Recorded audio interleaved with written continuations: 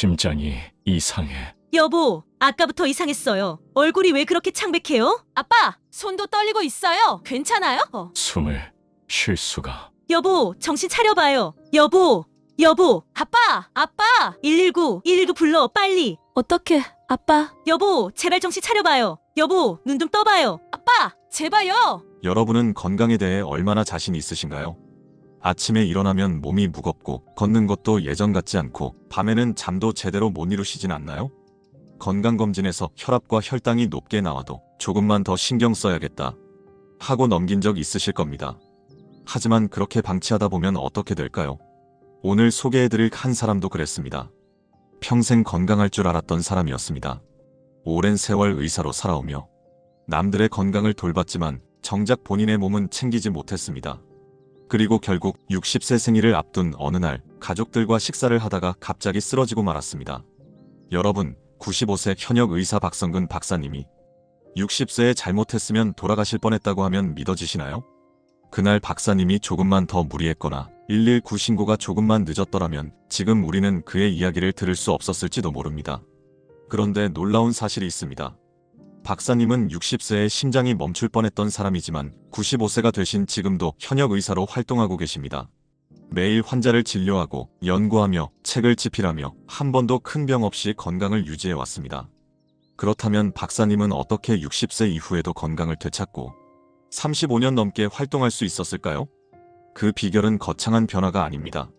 하루 몇 시간씩 운동을 하지 않아도, 비싼 영양제를 챙겨 먹지 않아도, 작은 습관 하나만 바꿔도 몸은 달라질 수 있습니다. 이 영상에서는 누구나 실천할 수 있는 아주 간단하면서도 확실한 건강관리법을 알려드리겠습니다. 노화는 막을 수 없습니다. 하지만 늙어가는 속도를 늦출 수는 있습니다. 건강한 100세는 거창한 변화에서 오는 것이 아니라 작은 습관에서 시작됩니다.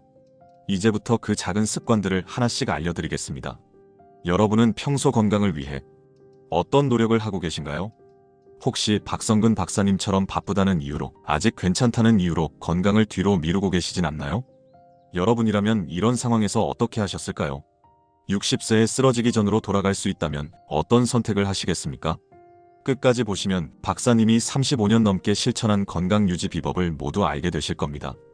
그리고 이 방법들은 여러분도 오늘부터 바로 실천할 수 있는 것들입니다.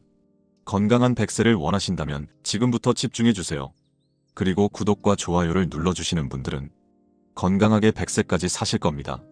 또한 여러분의 건강관리 경험이나 궁금한 점을 댓글로 남겨주세요. 여러분, 나이가 들수록 몸이 무거워지고 힘이 빠지는 경험 해보신 적 있으신가요? 예전에는 가뿐히 올라갔던 계단이 어느 순간 숨이 차고 오래 서 있기만 해도 다리가 아픈 순간이 찾아옵니다. 운동을 해야겠다고 생각하지만 어디서부터 어떻게 해야 할지 막막할 때도 많죠. 그런데 이런 변화가 단순히 나이가 들어서 오는 것이라고 생각하셨다면 다시 생각해 보셔야 합니다. 이건 노화가 아니라 근육이 빠지고 있다는 신호입니다. 근육이 줄어드는 것은 단순한 힘의 저하가 아닙니다. 낙상 위험이 높아지고 면역력이 떨어지며 삶의 질 자체가 급격히 저하됩니다. 특히 고관절이 부러지면 1년 내 사망률이 2030%까지 증가한다는 연구 결과도 있습니다. 한번 크게 다치면 예전처럼 걷기가 어려워지고 결국 활동량이 줄면서 더 빠르게 쇠약해지는 악순환이 시작됩니다. 하지만 반대로 근육을 유지하면 80세, 90세가 되어도 스스로 걸어다니고 원하는 삶을 살아갈 수 있습니다. 95세 현역 의사 박성근 박사님이 직접 증명하고 계시죠. 박사님은 60세에 심장이 멈출 뻔한 후 매일 10분씩 근력 운동을 해왔습니다. 그 덕분에 지금도 직접 환자를 진료하며 지팡이 없이 걸어다니고 글을 쓰고 연구 활동을 이어가고 있습니다. 그렇다면 나이가 들어도 근육을 유지하려면 어떻게 해야 할까요? 많은 분들이 건강을 위해 걷기를 실천하고 계십니다. 하지만 걷기만으로는 부족합니다. 걷기는 심폐기능을 유지하는 데는 효과적이지만 근육을 늘리는 데는 한계가 있습니다. 특히 하체 근육과 몸의 균형을 잡아주는 근육을 단련하려면 의도적으로 근력 운동을 해야 합니다. 하지만 너무 겁먹지 않으셔도 됩니다. 무거운 덤벨을 들거나 헬스장에 가야 하는 게 아니라 집에서 간단한 동작만 반복해도 충분히 근육을 유지할 수 있습니다. 박성근 박사님도 60세 이후 꾸준히 해오신 운동이 있습니다. 바로 앉았다 일어서기 운동입니다. 이 운동은 의자 하나만 있으면 충분합니다. 처음에는 힘이 들 수도 있습니다. 앉았다가 일어나는 동작을 몇 번 반복하면 허벅지와 엉덩이 근육이 뻐근해질 겁니다. 하지만 바로 그 느낌이 근육이 단련되고 있다는 증거입니다. 박사님도 처음에는 몇 번만 해도 숨이 차고 다리가 후들거렸다고 합니다. 하지만 하루에 5번씩만 반복하면서 점점 개수를 늘렸고 지금은 단 한 번도 다리를 다친 적 없이 스스로 걸어다니고 계십니다. 또 하나 추천드릴 운동이 있습니다. 바로 발 뒤꿈치 들기 운동입니다. 이 운동은 걸을 때 균형을 잡아주는 종아리 근육을 강화하는 데 효과적입니다. 벽이나 의자를 잡고 선 상태에서 천천히 발 뒤꿈치를 들어 올리고 다시 내리기를 반복하는 것만으로도 종아리 근육이 단단해지면서 걷는 것이 훨씬 편해지고 넘어질 위험도 줄어듭니다. 실제로 70대 후반에 이 운동을 시작한 한 환자는 몇 달 만에 걸을 때 다리가 훨씬 가벼워졌다는 변화를 경험하셨다고 합니다. 그리고 가장 중요한 것이 코어 근육 운동입니다. 나이가 들면 허리가 자주 아프고 몸의 균형을 잡기가 어려워지는데 그 원인이 바로 복부와 허리 근육이 약해지기 때문입니다. 허리를 지탱하는 힘을 기르려면 의자에 앉은 상태에서 다리를 한쪽씩 번갈아 들어 올리는 연습을 해보세요. 허리와 복부 근육이 단련되면서 오래 앉아 있어도 허리가 덜 아프고 걸을 때도 자세가 안정되는 효과가 있습니다. 이렇게 하루 10분만 투자해도 근육량이 유지되면서 몸이 훨씬 가벼워지고 건강해지는 변화를 느낄 수 있습니다. 그렇다면 근력 운동을 꾸준히 실천한 사람과 그렇지 않은 사람의 삶은 어떻게 다를까요? 박성근 박사님은 60세 이후로 근력 운동을 습관처럼 해오셨습니다. 덕분에 지금도 스스로 병원으로 출근하고 집안일도 직접 하고 필요한 건 손수 해결하며 살아가고 계십니다. 반면 비슷한 시기에 은퇴한 한 지인은 박사님과는 정반대의 삶을 살고 계십니다. 그분도 처음에는 크게 다르지 않았습니다. 하지만 운동을 소홀히 하고 점점 움직임이 줄면서 근육량이 급격히 줄었고 결국 70대 후반부터는 오래 걷기가 어려워지며 휠체어를 사용하기 시작하셨습니다. 같은 나이, 다른 삶. 그 차이는 근육이 결정합니다. 여러분, 건강한 100세를 원하신다면 근력 운동을 미루지 마세요. 지금 당장은 괜찮아 보일지라도 10년, 20년 후에는 분명 차이가 나타납니다. 걷기만으로는 부족합니다. 이제는 근력 운동을 함께 실천해야 합니다. 오늘 소개해드린 간단한 운동부터 시작해보세요. 하루 10분이면 충분합니다. 근육을 유지하면 앞으로 30년, 40년 후에도 스스로 걷고 움직이고 원하는 삶을 살 수 있습니다. 그런데 근력 운동만으로 충분할까요? 건강한 몸을 유지하려면 근력뿐만 아니라 균형과 유연성도 함께 길러야 합니다. 몸의 밸런스가 무너지면 운동을 하다가도 부상의 위험이 커지고 근력이 있어도 제대로 활용하지 못할 수도 있습니다. 특히 많은 분들이 건강을 위해 등산을 선택하시지만 잘못하면 오히려 무릎 건강을 해칠 수 있습니다. 그렇다면 나이 들어서도 안전하고 효과적으로 할 수 있는 운동은 무엇일까요?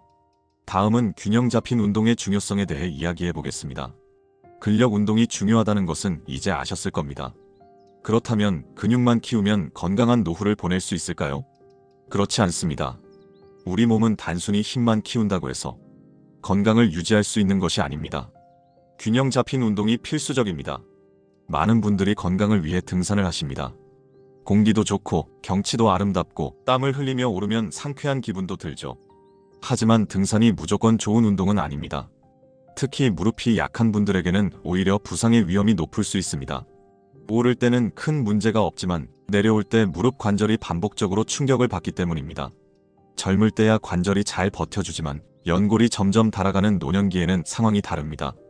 실제로 병원에서 무릎 통증을 호소하는 많은 환자들이 건강을 위해 등산을 했다고 말씀하십니다.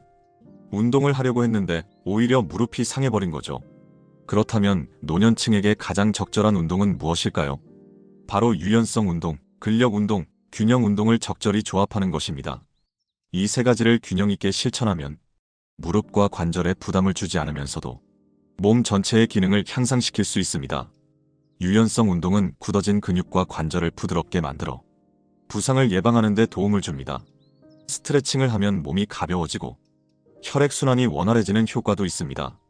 근력 운동은 이미 설명드렸듯이 근육을 유지하는 데 필수적입니다. 하체 근육을 강화하면 무릎 관절이 받는 부담을 줄일 수 있어 걷거나 움직일 때 더 안정적인 자세를 유지할 수 있습니다. 균형 운동은 낙상을 예방하는 데 핵심적인 역할을 합니다. 특히 나이가 들수록 균형 감각이 떨어지기 때문에 의도적으로 균형을 잡는 연습을 해야 합니다.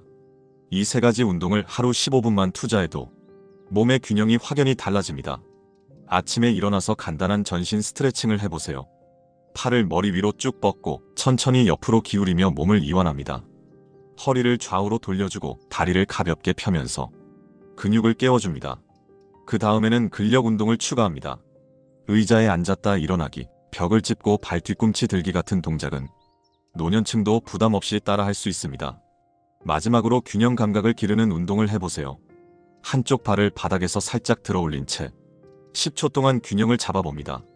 이 동작을 반복하면 몸의 중심을 잡는 능력이 향상되면서 작은 충격에도 쉽게 넘어지지 않는 힘이 생깁니다. 이렇게 매일 15분만 투자해도 몸의 움직임이 훨씬 자연스러워지고 걷거나 계단을 오를 때 불안한 느낌이 줄어드는 변화를 느낄 수 있습니다. 이런 운동 습관을 통해 건강을 되찾은 실제 사례도 많습니다. 박성근 박사님이 알고 지내던 한 78세 남성은 퇴직 후 건강을 위해 등산을 시작하셨습니다. 그런데 몇 달 지나지 않아 무릎 통증이 심해져 걷는 것조차 어려워졌습니다. 결국 병원에 가보니 연골이 상당 부분 닳아 있었고 심한 경우 수술까지 고려해야 하는 상황이었습니다. 이분은 이후로 등산을 멈추고 균형 잡힌 운동으로 방식을 바꾸셨습니다. 매일 아침 스트레칭과 의자에서 일어나는 근력 운동을 하고 한쪽 발로 균형 잡기 연습을 하면서 몸을 회복해 나갔습니다. 몇 달 후 통증이 점점 줄어들었고 지금은 무릎 보호대를 착용하지 않고도 편하게 걸을 수 있는 상태가 되셨습니다. 여러분도 지금부터라도 올바른 운동 습관을 실천하면 몸이 변하는 것을 직접 경험하실 수 있습니다. 운동을 한다고 무조건 좋은 게 아닙니다. 자신에게 맞는 운동을 제대로 선택하고 꾸준히 실천하는 것이 더 중요합니다. 하루 15분이면 충분합니다. 지금부터라도 유연성, 근력, 균형 운동을 함께 실천해 보세요. 그 작은 실천이 여러분의 건강한 노후를 결정하게 될 것입니다. 그런데 운동을 하면서 가장 중요한 것이 또 있습니다. 운동을 아무리 열심히 해도 몸이 제대로 회복되지 않는다면 오히려 건강을 해칠 수도 있습니다. 하지만 운동만으로 충분할까요? 운동 후 제대로 된 영양을 공급하지 않으면 근육은 오히려 손실될 수도 있습니다. 노년기에는 어떤 음식을 먹느냐가 건강을 결정짓습니다. 그렇다면 나이 들수록 반드시 챙겨야 하는 영양소는 무엇일까요? 운동을 아무리 열심히 해도 몸에 필요한 영양이 제대로 공급되지 않는다면 근육은 쉽게 손실됩니다. 노년기에 접어들면 신진대사가 느려지고 소화 기능도 약해지기 때문에 무엇을 먹느냐가 건강을 결정짓습니다. 그런데 많은 분들이 운동만큼이나 중요한 것이 식단 관리라는 사실을 간과합니다. 특히 나이가 들면서 식욕이 줄어들고 편식하는 습관이 생기면서 필수 영양소가 부족해지는 경우가 많습니다. 하지만 음식을 제대로 챙겨 먹지 않으면 건강한 100세는커녕 병원 신세를 지게 될 수도 있습니다. 노년기에는 음식 섭취가 줄어드는 경우가 많습니다. 예전보다 많이 먹지 않아도 배가 부르고 소화도 잘 되지 않아 식사량이 점점 줄어듭니다. 그렇게 되면 자연스럽게 단백질, 비타민, 미네랄 같은 필수 영양소가 부족해지고 면역력도 약해집니다. 음식을 충분히 먹지 않으면 몸에 어떤 변화가 일어날까요? 우선 근육이 빠르게 감소합니다. 젊을 때는 조금만 운동을 해도 근육이 쉽게 붙지만 노년기에는 단백질 섭취가 부족하면 아무리 운동을 해도 근육이 제대로 만들어지지 않습니다. 이렇게 근육이 줄어들면 조금만 움직여도 쉽게 피곤해지고 몸을 지탱하는 힘이 약해져 낙상의 위험도 커집니다. 뿐만 아니라 면역력도 저하됩니다. 우리 몸을 지키는 항체는 단백질로 만들어지는데 단백질이 부족하면 감기나 염증에도 쉽게 걸리고 회복 속도도 느려집니다. 즉 음식을 제대로 챙겨 먹지 않으면 건강을 지키는 가장 중요한 두 가지, 근육과 면역력이 동시에 무너집니다. 이제부터라도 노년기에 꼭 필요한 영양소를 알고 균형 잡힌 식사를 하는 것이 중요합니다. 첫 번째로 가장 중요한 영양소는 단백질입니다. 단백질은 근육을 만드는 기본 요소일 뿐만 아니라 면역력을 높이고 신체 회복을 돕는 역할을 합니다.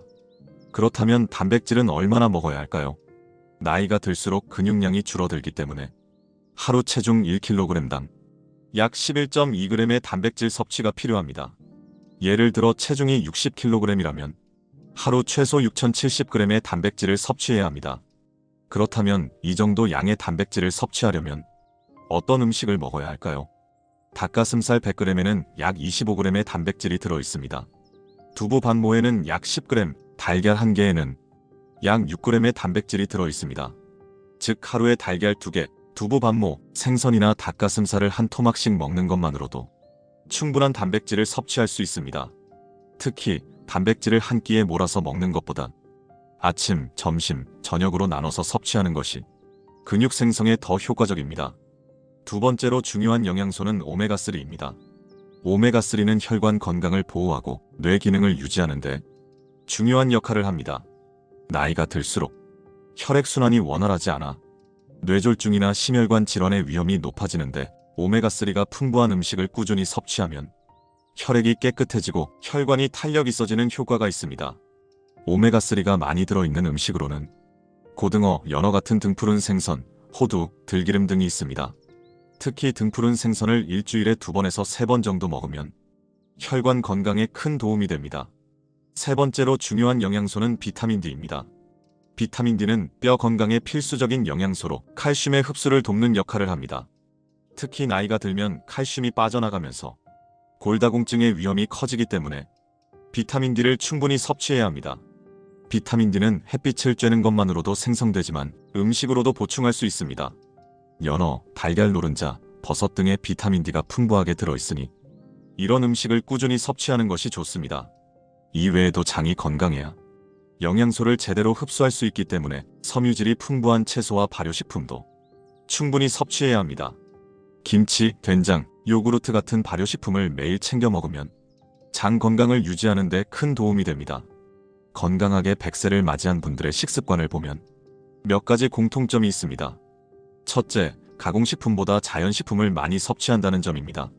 나이가 들수록 소화 기능이 약해지기 때문에 가공된 음식보다는 신선한 채소, 생선, 견과류 등을 먹는 것이 훨씬 좋습니다.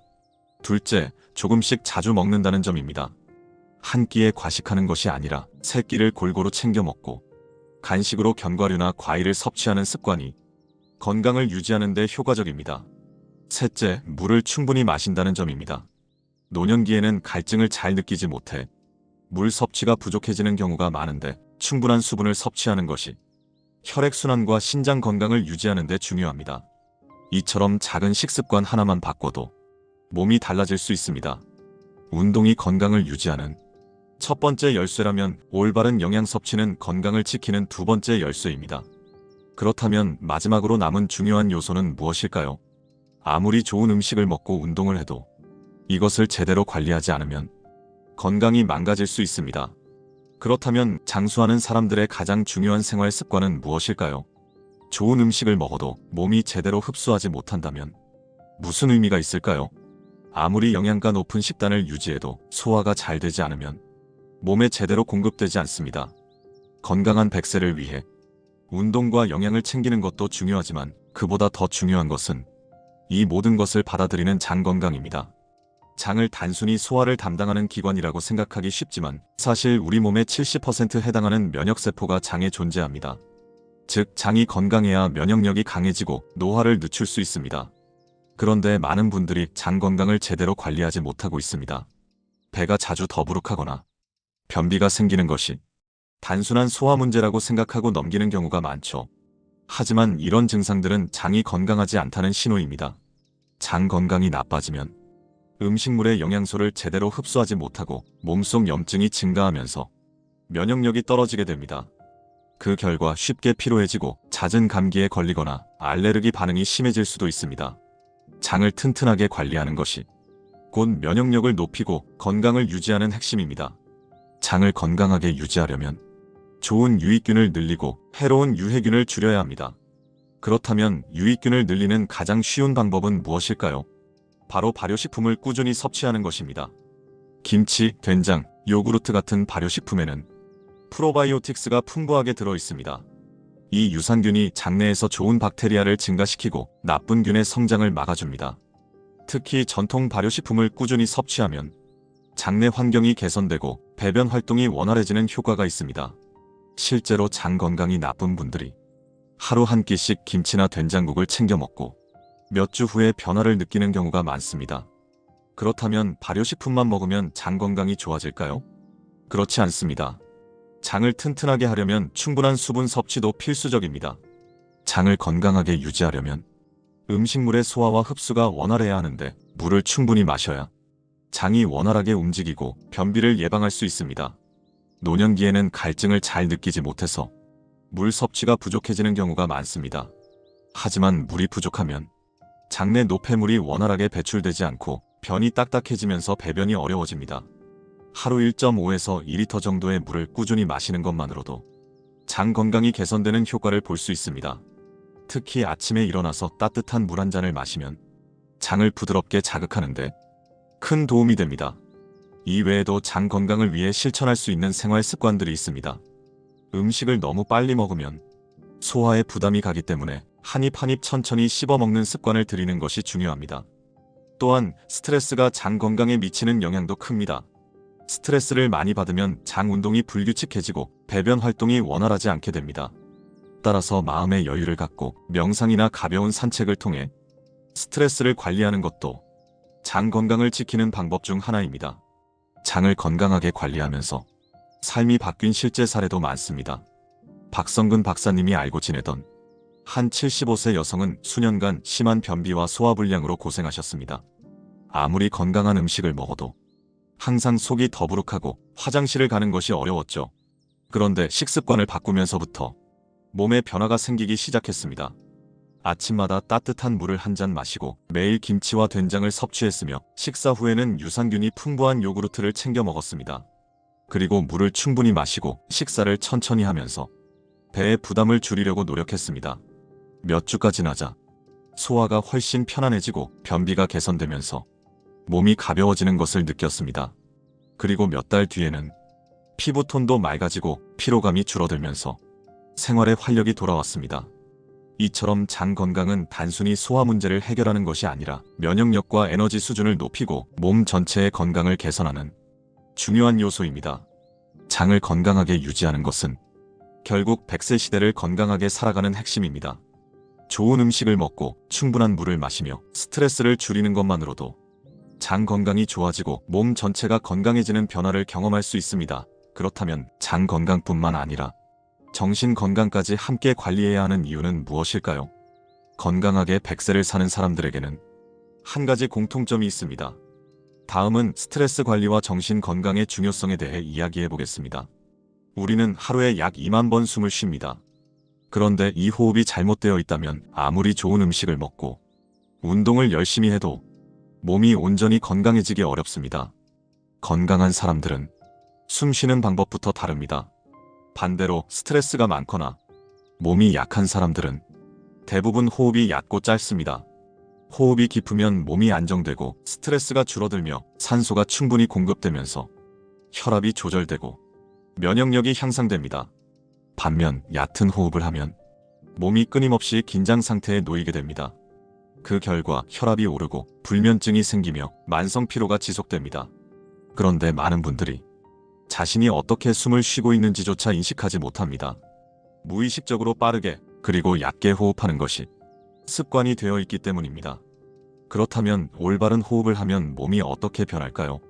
박성근 박사님도 60세에 심장이 멈출 뻔한 후 건강을 되찾기 위해 여러 가지 방법을 실천하셨습니다. 그 중에서도 가장 효과를 본 것이 바로 호흡을 바꾸는 것이었습니다. 박사님은 하루에 단 10분씩 천천히 깊게 숨 쉬는 연습을 했습니다. 처음에는 낯설고 어색했지만 몇 주가 지나자 혈압이 안정되고 밤에 깊은 잠을 잘 수 있게 되었습니다.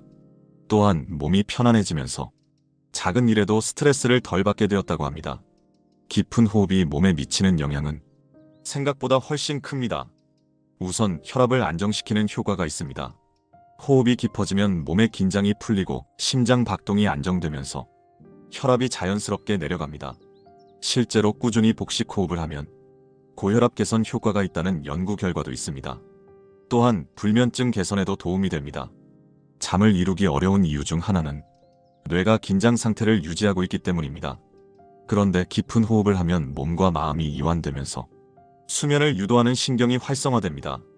그래서 명상과 깊은 호흡을 하면 잠드는 시간이 짧아지고 수면의 질이 좋아지는 효과를 볼 수 있습니다. 이제부터라도 하루 10분 호흡을 의식적으로 조절하는 습관을 가져보세요. 호흡을 바꾸는 방법은 생각보다 간단합니다. 우선 허리를 곧게 펴고 의자에 편안하게 앉습니다. 눈을 감고 코로 깊이 숨을 들이마시면서 배가 천천히 부풀어 오르는 것을 느껴봅니다. 잠시 숨을 멈췄다가 입을 살짝 벌리고 천천히 길게 내쉬면서 배가 자연스럽게 들어가는 것을 인식합니다. 이렇게 천천히 호흡하는 것만으로도 몸의 긴장이 풀리고 마음이 차분해지는 변화를 느낄 수 있습니다. 처음에는 몇 번만 반복해도 가슴이 시원해지는 느낌이 들 수도 있습니다. 이 과정을 5에서 10분 정도 반복하면 몸 전체가 편안해지면서 긴장이 풀리는 효과를 경험할 수 있습니다. 박성근 박사님은 이 호흡법을 실천하면서 혈압이 안정되고 밤에 깊은 잠을 잘 수 있었으며 작은 일에도 스트레스를 덜 받게 되었다고 말합니다. 특히 박사님은 아침과 저녁으로 5에서 10분씩 이 호흡을 실천하는 것만으로도 건강이 확연히 달라졌다고 강조하셨습니다. 하루를 시작할 때 차분한 호흡으로 몸과 마음을 안정시키고 잠들기 전에 천천히 숨을 내쉬며 하루의 긴장을 풀어주는 것, 이것만으로도 건강한 몸과 마음을 유지하는데 큰 도움이 됩니다. 이처럼 작은 습관 하나가 몸의 균형을 잡아주고 건강을 유지하는 강력한 도구가 될 수 있습니다. 그렇다면 명상과 호흡뿐만 아니라 마음가짐도 건강에 영향을 미칠까요? 실제로 장수하는 사람들에게는 한 가지 공통점이 있습니다. 다음은 긍정적인 마음과 감정 관리의 중요성에 대해 이야기해 보겠습니다. 박성근 박사님은 60세에 심장이 멈출 뻔한 경험을 한 후 건강을 회복하기 위해 운동과 식습관을 철저히 관리했습니다. 그런데 그가 강조한 가장 중요한 요소는 따로 있었습니다. 건강은 몸에서만 오는 것이 아닙니다. 마음이 건강해야 몸도 건강합니다. 아무리 좋은 음식을 먹고 운동을 열심히 해도 스트레스가 쌓이면 면역력은 급격히 떨어지고 결국 병으로 이어질 수 있습니다. 실제로 연구에 따르면 만성 스트레스는 면역력을 약화시키고 심장병과 고혈압, 당뇨병의 위험을 높이는 원인이 됩니다. 우리가 흔히 알고 있는 스트레스성 위염도 같은 원리입니다. 스트레스를 받으면 몸이 긴장하고 위산이 과다 분비되면서 소화기관이 손상되기 시작하는 것이죠. 즉, 스트레스는 단순히 기분이 나빠지는 문제가 아니라 몸 전체에 영향을 미치는 심각한 건강 위험 요소입니다. 그렇다면 스트레스가 몸을 어떻게 망가뜨릴까요? 스트레스를 받으면 우리 몸에서는 코르티솔이라는 호르몬이 분비됩니다. 코르티솔은 원래 몸이 위험한 상황에서 빠르게 반응하도록 돕는 역할을 하지만 이 호르몬이 과다 분비되면 면역세포의 기능이 떨어지고 바이러스나 세균에 취약해집니다. 또한 스트레스는 혈압을 높이고 수면의 질을 떨어뜨리며 체내 염증을 증가시키는 역할을 합니다. 심지어 장 건강에도 영향을 미쳐 소화불량과 장내 유해균 증가를 유발할 수 있습니다. 그렇다면 어떻게 하면 스트레스를 줄일 수 있을까요? 박성근 박사님이 실천했던 방법 중 하나는 감사일기 쓰기였습니다. 박사님은 매일 아침 하루 동안 감사했던 일을 하나씩 적어 내려갔다고 합니다. 특별한 것이 아니라도 괜찮았습니다. 오늘 아침 커피가 맛있었다. 병원에서 환자가 나에게 고맙다고 인사했다. 하늘이 맑고 기분이 좋았다. 이렇게 작은 것이라도 감사하는 마음을 갖는 것이 스트레스를 줄이는데 큰 도움이 되었다고 합니다. 실제로 연구에서도 감사를 자주 표현하는 사람들은 면역력이 더 강하고 심장병 발생 위험이 낮아진다는 결과가 나왔습니다. 긍정적인 감정을 느끼는 것만으로도 우리 몸은 스스로 치유력을 높이고 건강을 유지하는 방향으로 작용합니다. 또 한 가지 중요한 것은 웃는 연습입니다. 웃음은 단순한 감정 표현이 아닙니다. 웃을 때 우리 몸에서는 엔도르핀과 같은 행복 호르몬이 분비되어 스트레스를 완화하고 면역력을 높이는 효과가 있습니다. 실제로 암 환자들을 대상으로 한 연구에서도 웃음 치료를 병행한 환자들이 더 빠르게 회복하는 경향을 보였습니다. 그렇다면 억지로라도 웃어야 할까요? 정답은 네입니다. 실제로 얼굴 근육을 움직여서 웃는 표정을 지으면 우리 뇌는 지금 기분이 좋아지고 있구나라고 착각하고 자연스럽게 기분을 전환시키는 신경 전달 물질을 분비하게 됩니다. 그러니 하루에 한 번이라도 크게 소리내어 웃어보세요. 별다른 이유가 없어도 좋습니다. 좋아하는 코미디 프로그램을 보거나 재미있는 영상을 찾아보는 것도 좋은 방법입니다. 작은 웃음 하나가 건강을 지키는 강력한 무기가 될 수 있습니다. 그렇다면 스트레스를 극복하고 건강을 되찾은 실제 사례도 있을까요? 박성근 박사님이 진료했던 한 72세 남성 환자는 심한 고혈압과 위장 질환을 가지고 있었습니다. 검사 결과 신체적으로는 큰 문제가 없었지만 그는 수십 년 동안 끊임없는 걱정과 스트레스를 안고 살아왔다고 했습니다. 이분은 병이 생긴 이후로 더 심한 불안감에 시달렸고 그로 인해 불면증이 악화되고 위장 기능도 점점 나빠지기 시작했습니다. 박사님은 이분에게 감사일기 쓰기와 웃는 연습을 권했습니다. 그리고 하루 10분씩 깊은 호흡과 명상을 하며 마음을 편안하게 하는 습관을 들이도록 도왔습니다. 처음에는 이게 무슨 효과가 있겠어? 하며 반신반의했지만 한 달 후 그는 스스로 놀랄만한 변화를 경험했습니다. 수면의 질이 좋아졌고 위장의 답답함이 줄어들었으며 혈압도 서서히 안정되기 시작했습니다. 그리고 무엇보다 하루하루를 불안과 걱정 속에서 보내던 생활이 조금씩 변하기 시작했습니다. 이후 그는 1년이 넘도록 꾸준히 이 습관을 실천했고 지금은 건강한 생활을 유지하며 스트레스에서 한결 자유로워졌다고 합니다. 이처럼 작은 실천 하나가 건강을 바꾸는 강력한 힘이 될 수 있습니다. 그렇다면 스트레스를 해소하는 방법에는 또 어떤 것들이 있을까요? 가끔은 혼자만의 시간을 갖는 것도 중요합니다. 조용한 곳에서 책을 읽거나 좋아하는 음악을 들으며 산책하는 것도 좋은 방법입니다. 자연 속에서 시간을 보내는 것도 스트레스 해소에 큰 도움이 됩니다. 공원에서 가볍게 걷거나 초록빛이 가득한 곳에서 잠시 쉬는 것만으로도 몸과 마음이 편안해지는 효과를 볼 수 있습니다. 이처럼 스트레스는 우리 몸을 서서히 망가뜨릴 수도 있지만 반대로 잘 관리하면 건강을 지키는 강력한 무기가 될 수도 있습니다. 지금부터라도 작은 실천을 통해 스트레스를 조절하고 건강한 삶을 유지하는 습관을 만들어 보세요. 그런데 스트레스 관리만큼이나 중요한 것이 또 있습니다. 바로 뇌 건강입니다. 나이가 들수록 기억력이 감퇴하고 치매를 걱정하는 분들이 많아지는데요. 건강한 뇌를 유지하려면 어떤 습관이 필요할까요? 건강한 노후를 위해 운동도 하고 좋은 음식을 먹고 스트레스도 관리하고 계실 겁니다. 하지만 여기서 한 가지 더 놓치지 말아야 할 것이 있습니다. 바로 뇌 건강 관리입니다. 치매는 어느 날 갑자기 찾아오는 병이 아닙니다. 기억력이 조금씩 떨어지고 익숙한 것들을 자주 잊어버리기 시작할 때 이미 뇌에서는 변성이 진행되고 있을 가능성이 높습니다. 뇌 건강은 조기에 관리해야 합니다. 기억력 저하가 시작된 후에는 되돌리는 것이 어렵기 때문입니다. 치매 환자의 경우 초기에는 단순히 물건 둔 곳을 잊어버리거나 약속 시간을 헷갈리는 일이 늘어납니다. 그러다가 점점 사람의 이름이 기억나지 않고 일상적인 활동이 어려워지는 단계로 진행됩니다. 많은 분들이 그냥 나이가 들어서 그래 하고 넘기지만 인지 기능 저하는 단순한 노화의 일부가 아니라 적극적으로 관리해야 할 건강 문제입니다. 그렇다면 뇌를 건강하게 유지하려면 어떻게 해야 할까요? 가장 중요한 것은 뇌를 계속해서 자극하는 것입니다. 박성근 박사님은 60세 이후에도 꾸준히 새로운 것을 배우고 책을 읽고 기억력을 단련하는 습관을 유지했습니다. 그 결과 지금 95세가 된 지금도 책을 집필하고 환자를 진료하며 어떤 중요한 정보도 빠르게 떠올릴 수 있을 만큼 또렷한 기억력을 유지하고 계십니다. 그렇다면 치매를 예방하는데 효과적인 뇌 훈련법에는 어떤 것들이 있을까요? 첫 번째, 책을 읽고 암산을 해보는 것입니다. 책을 읽으면 뇌가 새로운 정보를 받아들이고 기억을 저장하는 훈련을 하게 됩니다. 특히 글을 읽고 내용을 요약하거나 중요한 부분을 떠올려 보는 것이 뇌 활성화에 큰 도움이 됩니다. 또한 암산을 해보는 것도 좋은 방법입니다. 일상생활 속에서 간단한 계산을 할 때 계산기를 쓰지 않고 직접 암산하는 습관을 들이면 뇌의 집중력과 연산 능력을 유지하는 데 효과적입니다. 박성근 박사님은 지금도 병원에서 계산할 일이 있으면 머릿속으로 직접 연산을 하며 뇌를 훈련하신다고 합니다. 두 번째, 새로운 것을 배우는 습관을 들이는 것입니다. 뇌는 익숙한 활동만 반복하면 점점 기능이 둔화됩니다. 하지만 새로운 것을 배우면 뇌의 신경망이 활발하게 움직이면서 인지 기능이 유지됩니다.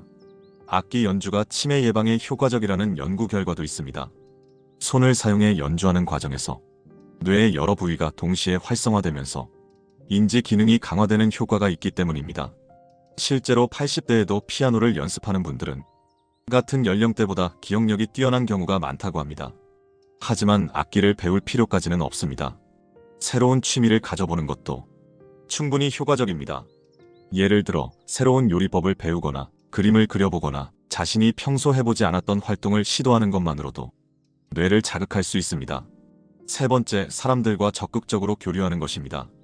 나이가 들수록 사람들과 만나는 일이 줄어들면서 사회적 활동이 적어지면 뇌 기능도 함께 저하될 가능성이 높아집니다. 실제로 고령층에서 사회적으로 고립된 사람들은 치매 발병 위험이 높다는 연구 결과가 있습니다. 사람들과 대화하고 생각을 공유하는 과정이 뇌를 활성화시키는 역할을 하기 때문입니다. 박성근 박사님도 퇴직 후에도 병원에서 후배들과 이야기를 나누고 독서 모임에 참여하며 적극적으로 소통하는 습관을 유지하셨습니다. 특히 같은 연령대의 친구들과 함께하는 활동이 뇌 건강에 긍정적인 영향을 미친다고 합니다. 예를 들어 주 1에서 2회 정기적인 모임을 갖고 대화하는 것만으로도 인지 기능을 유지하는 데 효과적입니다. 그렇다면 사회적 활동을 어떻게 늘릴 수 있을까요? 자신이 관심 있는 동호회나 지역 프로그램에 참여하는 것도 좋은 방법입니다. 노인복지관에서 제공하는 강좌를 들어보거나 가벼운 동네 산책 모임에 나가보는 것도 좋습니다. 무엇보다 중요한 것은 혼자만의 시간을 줄이고 사람들과 자주 어울리는 것입니다. 뇌 건강을 유지하며 장수한 실제 사례도 많습니다. 박성근 박사님이 알고 계신 93세의 한 여성은 평생 책을 가까이 하고 손으로 무언가를 만드는 활동을 꾸준히 해오셨습니다.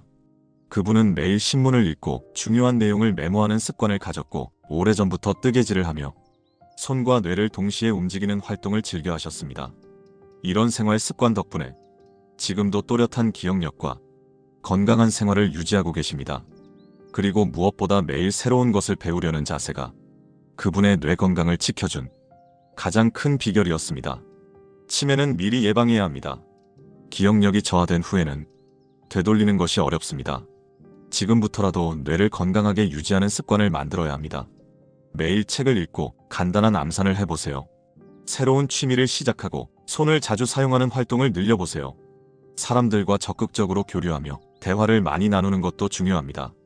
이 작은 실천들이 뇌를 젊게 유지하고 건강한 100세를 살아가는 핵심 비결이 될 것입니다. 건강한 뇌를 유지하는 것만큼 중요한 것이 또 있습니다.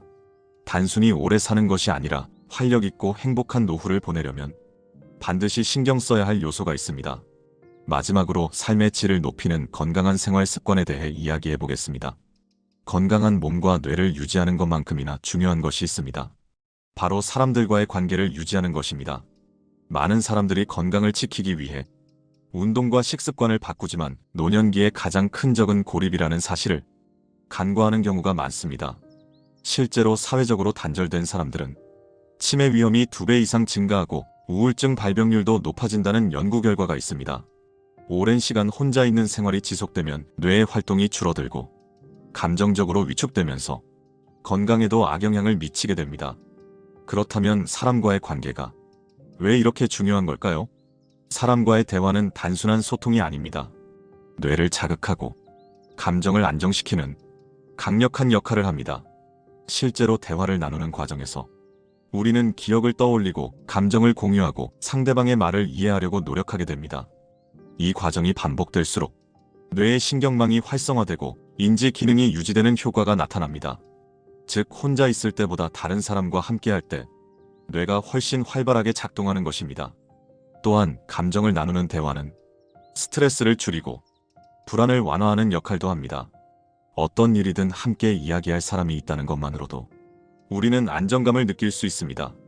박성근 박사님도 60세 이후 건강을 회복한 후 사람들과 적극적으로 교류하는 습관을 유지하며 건강한 생활을 이어오셨습니다.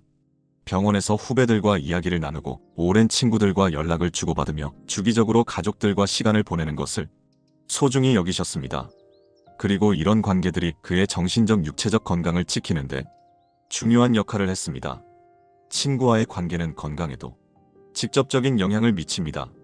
한 연구에서는 친구가 많은 사람일수록 노년기에 활력이 넘치고 건강을 유지할 확률이 높다는 결과가 나왔습니다. 친구와 함께하는 활동 자체가 신체적 정신적 에너지를 높여주는 역할을 하기 때문입니다. 실제로 오랜 친구들과 자주 만나는 사람들은 우울증 위험이 낮아지고 삶의 만족도가 높아지는 경향을 보입니다. 하지만 반대로 친구들과 멀어지고 혼자 있는 시간이 많아질수록 몸과 마음은 점점 위축되고 삶의 질도 낮아질 수 있습니다. 관계를 유지하는 것이 어렵다면 작은 노력부터 시작하면 됩니다. 오랜 친구들에게 먼저 연락을 해보거나 동네 모임이나 관심 있는 활동에 참여해보는 것도 좋은 방법입니다. 새로운 관계를 만드는 것이 부담스럽다면 기존의 관계를 더 단단하게 다지는 것부터 시작해도 충분합니다. 가족과의 유대감도 건강에 중요한 영향을 미칩니다. 나이가 들수록 가족들과의 관계가 소원해지는 경우가 많습니다. 자녀들이 독립하고 각자의 생활이 바빠지면서 자연스럽게 거리가 생기게 되죠. 하지만 가족들과의 정서적 교류는 노년기의 정서 안정과 정신 건강에 큰 영향을 미칩니다. 박성근 박사님도 가족들과 시간을 보내는 것을 중요하게 생각하셨습니다.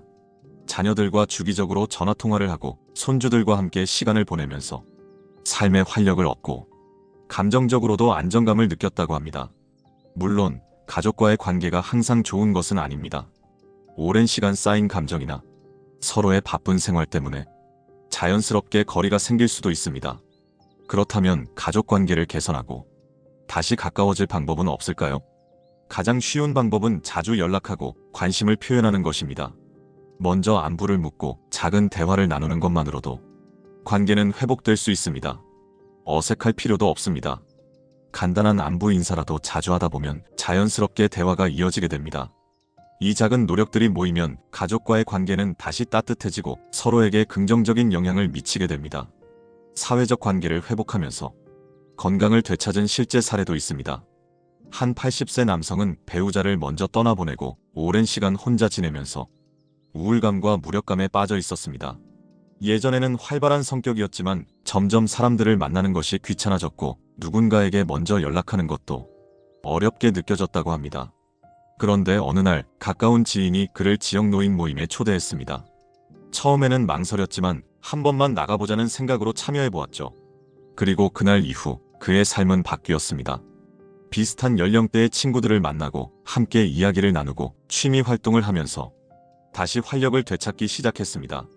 몇 개월 후 그는 예전보다 훨씬 밝아졌고 건강도 좋아지는 변화를 경험하게 되었습니다.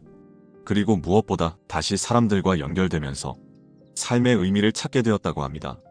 이처럼 혼자가 아니라는 사실을 깨닫고 사람들과 연결되는 것이 건강한 노후를 만드는 핵심 요소입니다. 사회적 관계는 단순한 인간관계가 아닙니다. 건강과 직결되는 중요한 요소입니다. 사람들과 대화하고 감정을 나누고 함께하는 시간을 늘려보세요. 혼자 있는 시간이 많아질수록 몸과 마음은 약해지지만 반대로 사람들과의 관계가 돈독해질수록 삶은 더욱 활기차고 건강해집니다. 작은 노력부터 시작해보세요. 오랜 친구에게 먼저 연락해보거나 가까운 모임에 한번 참여해보는 것만으로도 충분합니다. 이 작은 실천이 쌓이면 앞으로의 노후가 훨씬 더 따뜻하고 건강하고 행복한 시간이 될 것입니다. 사람들과 잘 지내는 것만으로도 건강에 큰 도움이 됩니다. 하지만 여기에 하나 더 추가하면 더 활기차고 건강한 노후를 보낼 수 있습니다.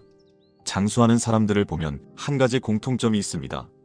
그들은 단순히 오래 사는 것이 아니라 매일 규칙적인 생활을 유지하며 삶의 리듬을 지켜왔습니다. 그렇다면 건강한 100세를 위해 어떤 생활 습관을 실천해야 할까요? 사람들과 잘 지내고 규칙적인 생활을 유지하는 것만으로도 건강한 노후를 보낼 수 있습니다. 하지만 여기에 하나를 더 추가하면 더욱 활기차고 의미 있는 삶을 살 수 있습니다. 바로 취미 활동입니다. 장수하는 사람들의 공통점 중 하나는 새로운 것을 배우고 즐기는 습관이 있다는 것입니다. 그들은 단순히 하루를 보내는 것이 아니라 매일 작은 목표를 세우고 무언가를 배우며 삶을 즐깁니다. 특히 손을 움직이며 무언가를 만드는 취미는 두뇌를 자극하고 감정을 안정시키는 효과가 있습니다. 손을 움직이는 것은 단순한 신체 활동이 아닙니다. 뇌에서 손을 조절하는 영역은 굉장히 넓기 때문에 손을 자주 사용하면 뇌 전체가 활성화됩니다. 실제로 연구에서도 뜨개질, 퍼즐 맞추기, 그림 그리기 같은 손을 쓰는 활동이 치매 예방에 효과적이라는 결과가 나왔습니다. 손을 움직일 때마다 뇌가 자극을 받고 인지 기능이 활성화되면서 기억력이 유지되는 효과가 나타나는 것입니다.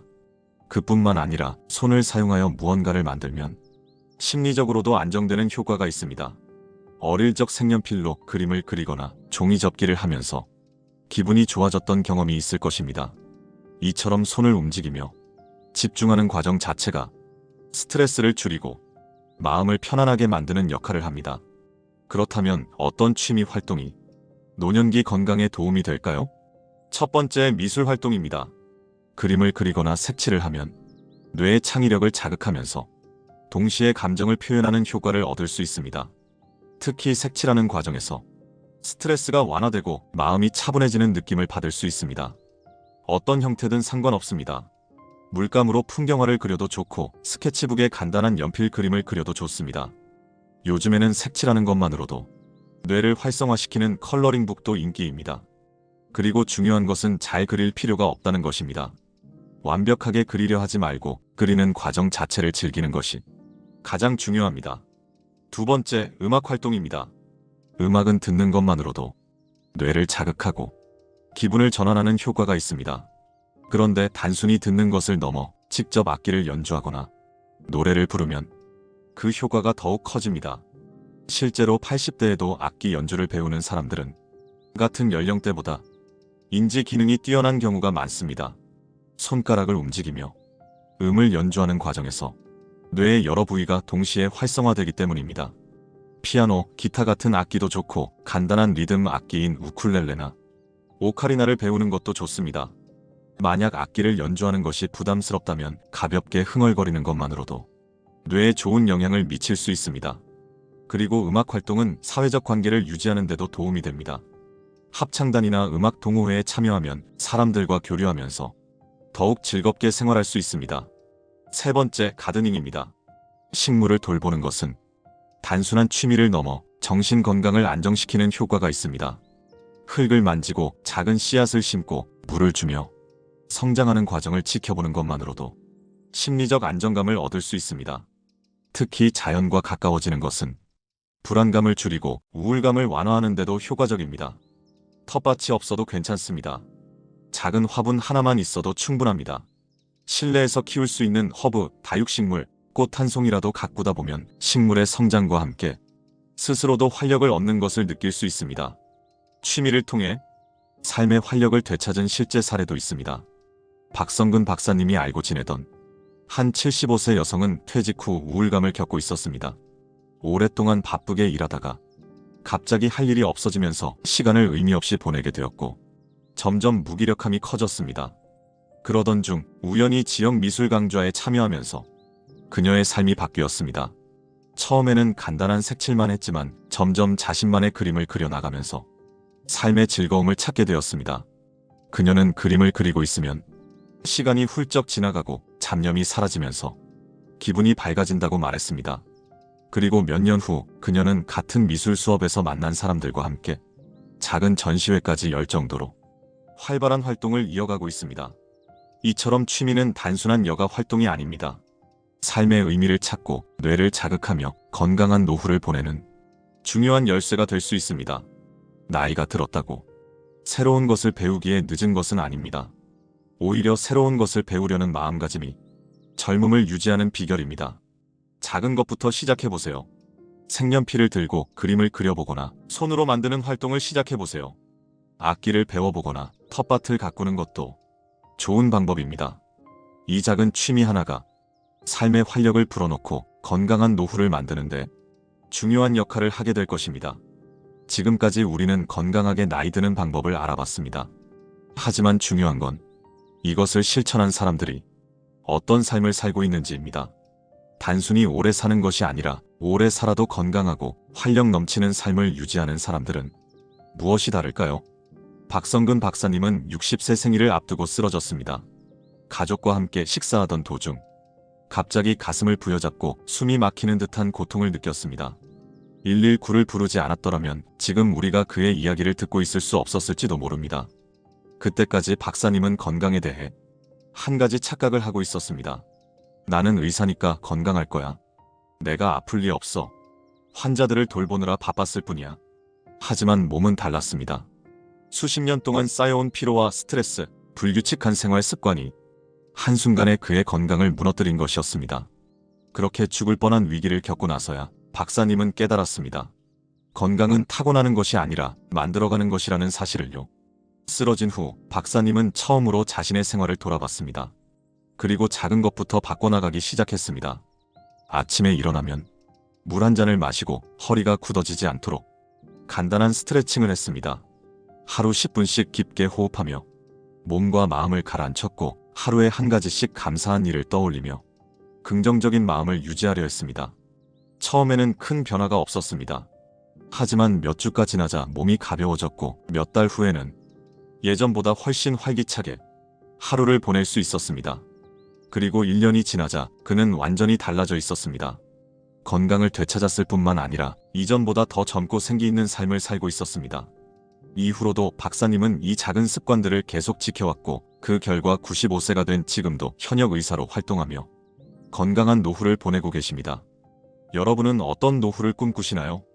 나이 들어도 아프지 않고 스스로 걸을 수 있고 하고 싶은 일을 하면서 살고 싶지 않으신가요? 그렇다면 지금부터라도 작은 습관 하나를 실천해 보세요. 박성근 박사님이 했던 것처럼 아침에 물 한 잔을 마시는 것부터 시작해도 좋습니다. 하루 10분이라도 스트레칭을 해보는 것도 좋은 방법입니다. 하루 한 가지씩 감사한 일을 떠올리는 것도 작은 변화가 될 수 있습니다. 이 작은 습관들이 쌓이면 여러분의 건강은 달라질 것입니다. 100세까지 건강하게 사는 것은 특별한 비결이 있는 것이 아닙니다. 매일 실천하는 작은 습관이 기적을 만듭니다. 오늘도 끝까지 함께 해주셔서 감사합니다. 이 영상이 도움이 되셨다면 여러분도 작은 습관 하나를 실천해 보시길 바랍니다. 그리고 구독과 좋아요를 눌러주시면 여러분의 건강한 100세를 함께 응원하겠습니다. 여러분의 건강과 행복을 진심으로 기원합니다.